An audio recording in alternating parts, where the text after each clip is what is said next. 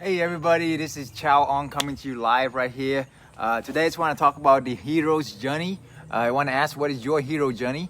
Hero journey, there's about 12 different steps, different phases within the hero journey, and I want to go over with them today. Super excited to learn about this. Just finished my 3 days at the 2 Karma Club live virtual, and it's very awesome. So the hero's journey, number one is the first step, the first phase is the ordinary world. Basically, where you are right now, where you are comfortable, if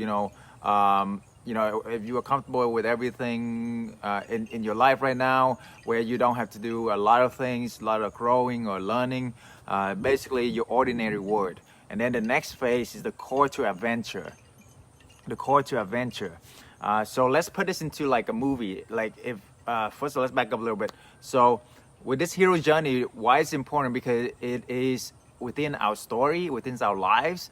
It's basically every single movies out there, every single story has these 12 different steps within it. And this is 12 different phases that the main character have to go through in order to achieve, in order to grow. So you see it in every single movie, every single story, and why is that? Because this is the story, is the structure, the framework of our lives, of our own lives. That's why we love it so much. So let's put this in perspective with the Lion King movie, so it's better understanding for everybody. So the ordinary world is that Simba is heir to the throne in the Bright Land. Okay, the core of adventure is when Scar kills Mufasa, which is Simba's father, and then tells Simba to leave. So that's when the call to adventure is. You know, it's the same thing with Lord of the Rings, where Frodo is, just living his life in the Shire is so awesome and just comfortable. But then there's a call to adventure where, he needs to go to all this great quest, great adventure. So the next step, next phase, refusal of the call, where Simba, scared and alone, retreats to the desert. Basically don't feel like they are worthy, don't feel like the hero, don't feel like he or she is worthy, he or she is capable, so he refused the call. Okay, the next step, next phase is the meeting of the mentor. So you're gonna meet some kind of mentor in your life. Like Simba, he met Timon and Pumbaa, introduced him to the life of the jungle, and you see this in every single movie. There's always a mentor. Like there's Yoda, there's all these martial artists movies, kung fu movies, is always a mentor. So next thing is crossing the first threshold.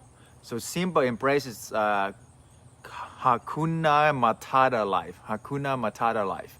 Okay, that's the first threshold for Simba.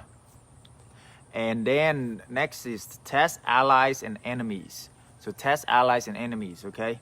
So you need to find who is your enemies, who's your allies, and who, basically here's where Simba fall in love with Nala, is the other lion, the female lion.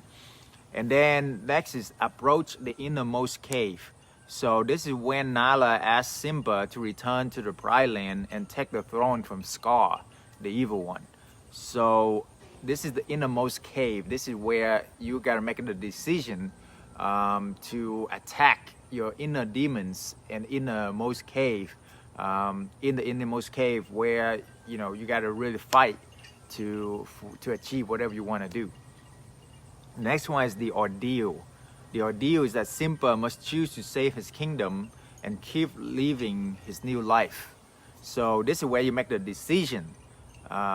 Decide to cut from everything, other possibilities, and go after whatever you decided on.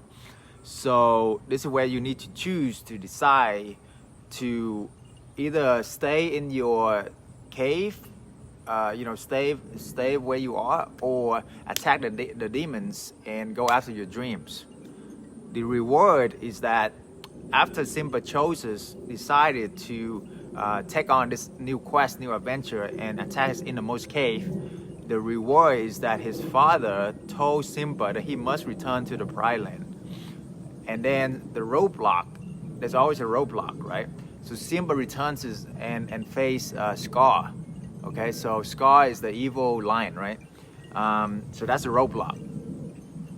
And you know, you see this in any story, there's always a roadblock. There's always something, there's always a test you have to go through. The next is the resurrection. Simba learns that Scar has killed his father, so then Simba throws Scar off the Pride Rock.